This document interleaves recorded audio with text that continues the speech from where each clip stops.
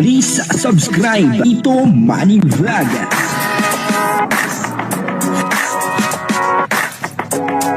Payagan po si Tito Manny Vlog na mag-reactor para pambiling gamot sa kanya pong karamdaman. Yan po, no, may mga pangyayari na hindi inaasahan ni Carla at saka ni Kalingap Jomar, at nilabas po nila kung ano po yung mga pangyayaring iyon. Papanoorin po natin yung video at siyempre, bibigyan po natin ng konting reaction. Pero bago po yan, ako muna po yung bumabati sa inyo lahat ng magandang umaga, magandang tanghali at magandang gabi sa inyong lahat mga kapatid. Kung saan man kayo ng panig ng mundo naroon ngayon, ay mag-iingat kayo palagi at pagpalain kayo ng ating Panginoon. Maraming salamat din po sa patuloy na tumatangkilik sa aking YouTube channel at nanonood sa aking video reaction. Patuloy lang po natin suportahan sila ang Kuya Bal Santos Matubang, Kalingap Rab at Ed Vlog, Jack Tapia at yung mga kasama ko pong reactor sa loob ng Kalingap. Ganun din po yung mga charity vlogger na Kalingap partner. Ito po yung video na kung saan ay may mga pangyayari na hindi po inaasahan itong si Carla at Kalingap Jomar at sa ngayon ay inilabas po nila. Panoorin po natin yung video. Po, at ang kabuuan po ng video ito ay mapapanood po natin sa YouTube channel ni Bal Santos Matubang. Yan panoorin po natin. Ito po yung video. Naman din po is same as Kuya Nel, above expectation. Kasi talagang sobrang ganda. Kasi siya, ibang-iba po siya dun sa, di ba napapanood lang natin sa TikTok. Hindi mo talaga akalain na ganun kaganda pag napuntahan mo siya sa personal. Kasi kaya for me po, ang Vietnam is 10 over 10. Sobrang ganda. Tsaka sobrang babait po ng mga tao. Oo nga, yun yung pinakamaganda siguro na sa kanila, yung sobrang bait ng mga tao. Para siyang sa Pinas, pero approachable. Approachable. Hindi sila walang masungit sa kanila. Kaya parang sa mga countries na napuntahan ko, Vietnam yung ngayon, na-exceed niya yung Hong Kong. Tapos yung pinaka sa akin highlight is nang nagsakay tayo ng cable car. Ay, oo. Sobrang ganda talaga. Nakakalula yung Hindi mo cable car. ina-expect na meron ganun sa Vietnam. Oo. Sobrang mataas Parang, na lugar din pala po ang hindi Vietnam. nabibigyan ng justice ang Vietnam sa social media, pero sobrang ganda. Kasi ang naman masasabi namin, punta kayo guys sa Vietnam, murang-mura and sobrang ganda ng lugar. Then, yun, syempre po, gusto ko din po mag-thank you sa mga nag-sponsor ng travel namin dito sa Vietnam. Kasi, thank you po sa opportunity, syempre, kasama ang buong Team Kalingap. Yes. Yan. Kila Kuya Rab po, syempre, thank you very much po. Kila Lolo Val po, yan, salamat po sa inyo. Yun lang po. Ay, yun po, maraming salamat po muna sa kay God. Kasi napunta po ang Team Kalingap po sa Danang po. And syempre, grabe ang Danang, ang Vietnam kasi sobrang ganda ng bansa. Na-exceed niya yung expectation ko, Kuya Bal, kasi tawag niyan, sobrang maraming magandang activities and magandang i-offer po ang Vietnam na minsan ay parang wala pa dun sa Pilipinas. Kaya yun, maraming salamat po sa lahat po na nag-sponsor po para sa tour na ito. At grabe, masaya po kami, ang Team Kalingap, at yun, na-experience po namin ang ganitong mga memories po dito sa bansang Vietnam.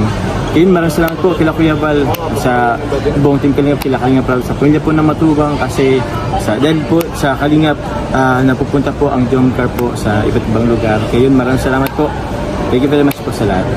Yun po, talagang hindi po inaasahan ni Kalingap Jomar at ni Carla, yung mga nangyayari ngayon sa kanilang buhay, talagang sunod-sunod ang biyaya, na kanilang natatanggap, sa mga panahon ngayon. Po, katulad po nung pag-abroad, hindi po nila inaasahan na sila ay makakarating sa Vietnam. Po, at ang sabi po nila ay talagang napakaganda daw po sa Vietnam, At ang isa pa po rito ay may mga pinasyalan daw po sila doon na talagang wala daw po dito sa Pilipinas at napakababait daw po ng mga tao doon, parang dito lang sa atin. Yun po ang sabi po nila, nakakatuwa naman, na makita po natin na si Carla at saka si Kalingap Jomar ay nakakarating ano po sa iba't ibang lugar. Siyempre hindi po natin naasahan yung mga ganung bagay ano, na dumating sa kanilang buhay. At kahit po sila ay talagang tuwan-tuwa ano po sa nangyayari sa kanilang buhay ano. Yung pong iba ay talagang ipon ng ipon ano, ipon ng ipon para makarating lang sa ibang bansa. Ano, pero ito pong Jomcar ano, saglit lang. Ano po, ilang bansa na ang kanilang napuntahan. Siyempre, natutuwa din naman po tayo ano, sa nangyayari po sa kanilang buhay. Mas lalo na po kay Carla. Ano po, kasi kitang-kita naman po natin ano, na kung ano po dati si Carla. Ano, at dahil nga po sa Kalingap, at siyempre sa mga sponsor na rin, ano po, ay sa ngayon, natatanggap ni Carla, ano po, yung mga biyaya na talagang hindi niya po inaasahan. Ano po, yung mga pangyayari sa buhay niya, na talagang ngayon lang din po niya natanggap, ano po, tulad po nung pagpunta sa Vietnam, ano, hindi po niya akalain na siya ay makakarating talaga sa Vietnam, ano po, kaya ang laki po ng pasasalamat niya sa Kalingap, ano, at siyempre doon po sa mga sponsor, yung po mga nag-sponsor sa kanila, ano, para makapunta po sila ng Vietnam, ano. Saan po kaya ang susunod na lugar na pupuntahan ng Jomcar? Ano, sana may kasunod pa. Nasa ganun, siyempre, matutuwa po, ano, yung Jomcar, ano, kasi may ibang bansa na naman silang pupuntahan. Grabe, no? Ang ibang tao ay talagang nag-iipon, ano po, para makarating sa ibang bansa. Ano po, pero itong Jomcar ay talagang inuulan, ano, ng biyaya, ano, sa pamamagitan po ng sponsor at ng Kalingap. Siyempre, yan naman po ay galing lahat sa ating Panginoon at sila ay mga instrumento. Ano, kumbaga, ay sila ay ginagamit po ng ating Panginoon upang sa ganon ay makatanggap ng malalaking biyaya. Ano?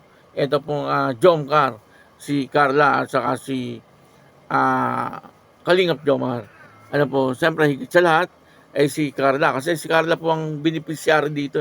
Sa nakikita naman po natin ay sapat-sapat po yung tulong at biyaya na kanyang natatanggap. Ano.